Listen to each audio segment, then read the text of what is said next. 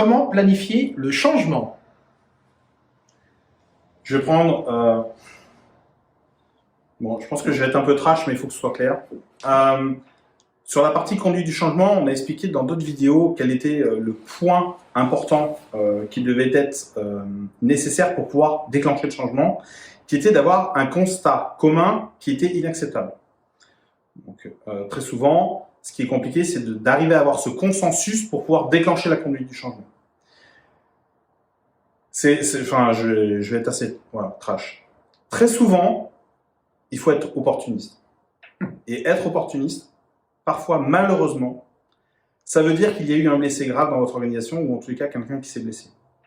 Pourquoi je dis ça? C'est que parfois, il faut être en embuscade parce que vous essayez de déclencher la conduite du changement. Vous essayez.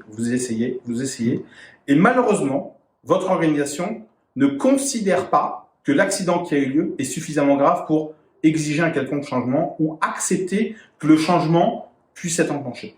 Okay. Qu'est-ce que je veux dire par là? C'est que parfois, il faut être prêt à déclencher la conduite du changement, c'est-à-dire qu'il faut que votre plan soit prêt, que l'occasion se présente, malheureusement pour un des collaborateurs, et que enfin, l'ensemble de l'encadrement dise « Ok, c'est plus possible ». Alors, je suis un peu salaud de vous dire ça, parce que ça veut dire que derrière, il faut se servir des y a eu des blessés. Oui, mais il faut être opportuniste. Et être opportuniste, c'est aussi bénéficier ou prendre le bénéfice d'une situation qui devient inacceptable pour les équipes et qui vous permet d'enclencher votre plan d'action de conduite du changement.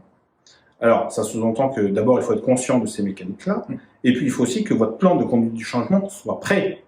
Ça sous-entend que vous l'avez travaillé, vous avez compris ce que c'est que la conduite du changement, vous avez compris quelles étaient les différentes étapes, vous avez compris quels sont les éléments de budget, vous avez peut-être déjà repéré quelles sont les organisations qui peuvent ou les cabinets qui peuvent vous aider à vous coacher sur les outils et la méthode.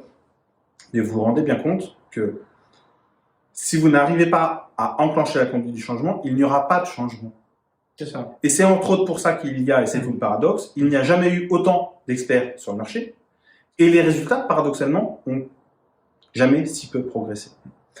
Donc là-dessus, encore une fois, c'est pas une question de document unique, c'est pas une question de DRPE, c'est pas une question de ISO 45 machin, c'est une question de méthode qui englobe tous ces sujets-là. Alors bien évidemment, si vous connaissez que la petite roue de l'horloge de votre montre et que vous ne comprenez pas le mécanisme complet de votre montre, vous avez un problème. Et le premier problème, c'est de bien comprendre la mécanique complète du système, sans forcément être l'expert de chacune de ces roues-là. Mais votre job, c'est d'être un chef d'orchestre qui doit être en mesure de déclencher la conduite du changement sur un moment opportun, qui sera lié peut-être à un malheureux événement que bien évidemment, je ne vous souhaite pas. Mais par contre, ce serait malheureux et regrettable que vous n'utilisiez pas ce malheureux événement pour déclencher la conduite du changement dont votre organisation a besoin pour que ça ne se reproduise plus. Et c'est ça le vrai sujet. Et c'est pour ça notamment qu'on a créé avec Thierry Cobel et la méthode et tout ce que l'on fait aujourd'hui et depuis déjà toutes ces années, c'est parce qu'on considère qu'on peut accompagner beaucoup plus d'organisations pour aller beaucoup plus loin, à condition que vous fassiez aussi le job de vous prendre en charge et de vous faire accompagner si ça fait déjà trop longtemps que vous n'avez pas les résultats. Alors, arrêtez le syndrome 35 heures, faire des heures, c'est bien. Si ça ne délivre pas, c'est que vous avez un problème de méthode. Donc, changez la méthode et vous vous rendrez compte que vous n'aurez pas les résultats. Avec de l'opportunisme. Et faire la même chose que votre voisin, c'est aussi parfois une très grosse connerie. Ok, on reste là-dessus. Salut.